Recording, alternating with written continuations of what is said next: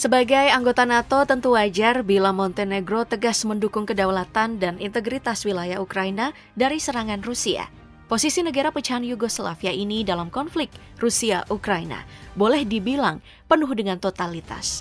Hingga Desember 2024, Montenegro telah mengalokasikan lebih dari 15 juta euro atau sekitar 255 miliar rupiah untuk mendukung Ukraina, termasuk dalam bentuk bantuan militer dan kemanusiaan.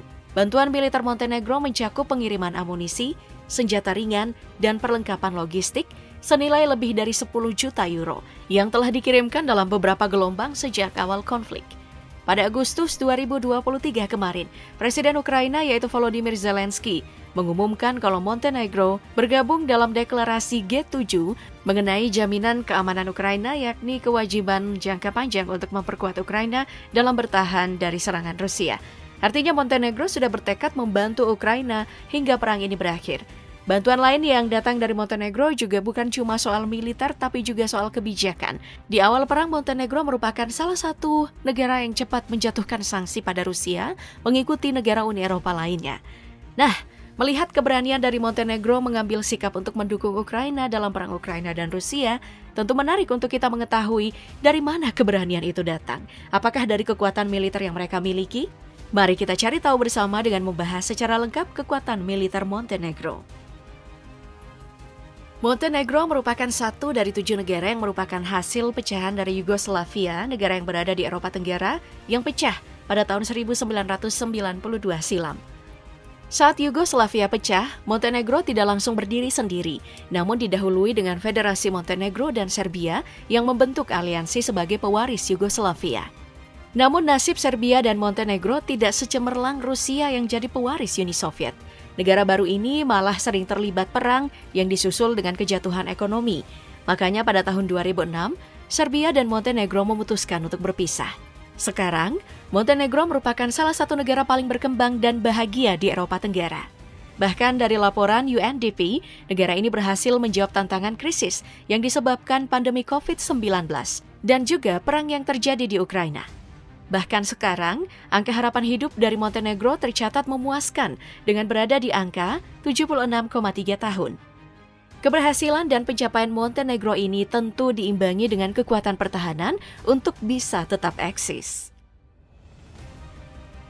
Untuk tahu kekuatan militer Montenegro, kita mulai dengan melihat personil militer yang dimiliki. Dari data yang ada, Montenegro ternyata memiliki personil militer yang sangat sedikit. Menurut data Global Firepower, Montenegro cuma punya 7.850 personil.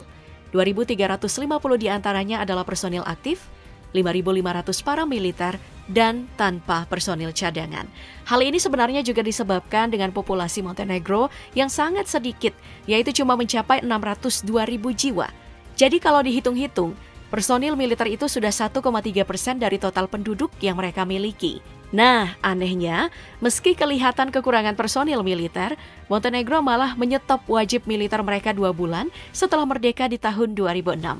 Padahal dulunya Montenegro melakukan wajib militer pada semua penduduk mereka yang punya umur dari 18 hingga 62 tahun.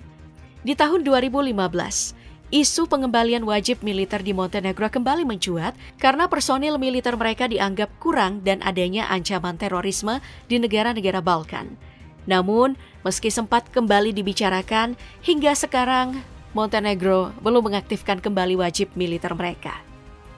Selain minim di persoalan personil militer, Montenegro juga minim di persoalan budget militer yang mereka gunakan. Budget militer negeri ini cuma di angka 115 juta US dollar atau 1,8 triliun rupiah. Nilai yang tidak besar ini berhubungan dengan tingkat pendapatan Montenegro yang hanya memiliki GDP 7,4 miliar US dollar. Anggaran militer yang terbatas ini pada akhirnya berimbas ke berbagai macam hal seperti kepemilikan senjata api dan alutsista militer. Kalau masuk ke senjata api, kekuatan Montenegro memang masih banyak bertumpu dari warisan Yugoslavia, utamanya untuk senjata mesin berat. Contohnya seperti senjata mesin. Montenegro masih menggunakan Zastava M84 dari Yugoslavia. Kecepatan menembaknya di angka 800 putaran per menit dan jarak tembaknya di 1 km. Kemudian senjata anti-tank yang digunakan adalah MAT Zolja yang juga warisan dari Yugoslavia. Jarak tembaknya hingga 1,2 km. Lalu ada juga Manpad atau senjata pertahanan udara portabel yang masih menggunakan 9K32 Strela 2M yang sekali lagi merupakan warisan dari Yugoslavia. Dari speknya, 9K32 bisa mencapai kecepatan 500 meter per detik dengan jarak tembak 4,2 km. Amunisi ini membawa 1,15 kg hulu ledak berjenis blast fragmentation. Secara spek, 3 senjata ini memang lumayan bagus, tapi umur tidak bisa bohong. Banyak dari senjata ini memang butuh modernisasi, seperti yang terjadi di lini senjata api lainnya yang digunakan Montenegro. Contohnya seperti pistol yang sudah menggunakan Glock 17 dari Austria yang sudah jadi senjata pegangan utama untuk semua personil militer Montenegro. Kemudian senjata mesin ringan juga sudah menggunakan senjata modern Heckler & Koch dari Jerman yaitu MP5. Selain itu, ada juga senapan serbu Heckler & Koch HK416. Kemudian sniper modern yang digunakan masih dari Jerman yaitu Heckler & Koch PSG-1. Terakhir ada pelontar granat modern yang menggunakan Heckler & Koch AG-36.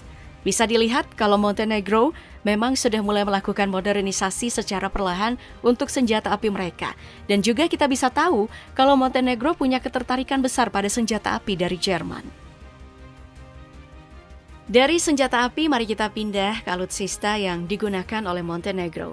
Untuk angkatan daratnya, militer Montenegro hanya memiliki 662 kendaraan lapis baja, 12 peluncur artileri, dan 12 peluncur roket. Ya jelas, kepemilikan alutsista ini sangatlah minim, bahkan miris, sebab Montenegro tidak memiliki alutsista darat utama seperti sebuah tank tempur. Nah, pada akhir tahun 2020 kemarin, negara ini sudah mulai melakukan modernisasi alutsista angkatan darat mereka dengan melakukan pembelian ke Amerika Serikat. Sayangnya, pembelian yang dilakukan bukanlah untuk alutsista seperti tank, tapi kendaraan taktis JLTV. Nilai pembelian JLTV Montenegro ke Amerika Serikat cukup mewah, yaitu mencapai 36 juta US dollar atau 561 miliar rupiah. Nah, pembelian ini bukan cuma untuk melakukan modernisasi pada alutsista militer milik Montenegro, tetapi juga menjadi pertanda kerjasama militer yang dilakukan kedua negara. Bahkan setelah pembelian ini, militer Amerika dan militer Montenegro sudah terlibat beberapa kali latihan militer bersama. Kemudian, mari kita pindah ke angkatan laut. Di sini lebih minim lagi, karena Montenegro cuma punya 5 kapal patroli. Hal ini jelas mengkhawatirkan karena Montenegro ini punya batas laut strategis yang tersambung dengan Laut Mediterania. Nah sayangnya, sampai sekarang belum ada pembaruan berarti yang dilakukan. Malahan pemerintah di sana cuma bisa memperbaiki kapal perang lama warisan Yugoslavia, yaitu Conquer Class yang berasal dari tahun 1977. Secara persenjataan, kapal ini memang lumayan karena bisa membawa rudal anti kapal double SN2 Styx dan juga punya senjata lainnya seperti senjata mesin berat Bofors 57mm. Kondisi gawat darurat di Angkatan Laut Montenegro juga datang dengan beragam skandal. Salah satunya adalah masalah temuan narkoba di kapal latihan militer mereka pada April 2019 kemarin. Setelah darat dan laut, kita pindah ke bagian Angkatan Udara. Di bagian ini sama saja, di mana Montenegro tidak punya kekuatan serang yang cukup karena tidak memiliki jet tempur meski 1 unit.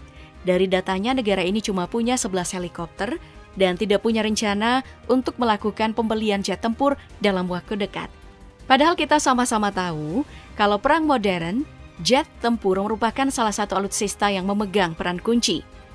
Nah, setelah melihat kekuatan militer dari Montenegro secara penuh, bisa dibilang kalau negara ini jelas bukan saingan dari Rusia. Alasan keberpihakan Montenegro pada Ukraina dan ketegasan mereka menjatuhkan sanksi ke Rusia jelas datang dari alasan karena Montenegro adalah negara yang menjadi bagian dari NATO. Negara ini secara resmi menjadi member NATO pada tahun 2017 kemarin. Jadi tentu saja Montenegro melihat lebih penting menjalin hubungan baik dengan negara sesama NATO dan juga Amerika Serikat ketimbang dengan Rusia. Ya, meskipun orang kaya Rusia banyak melancong ke Montenegro untuk mengamankan diri saat perang.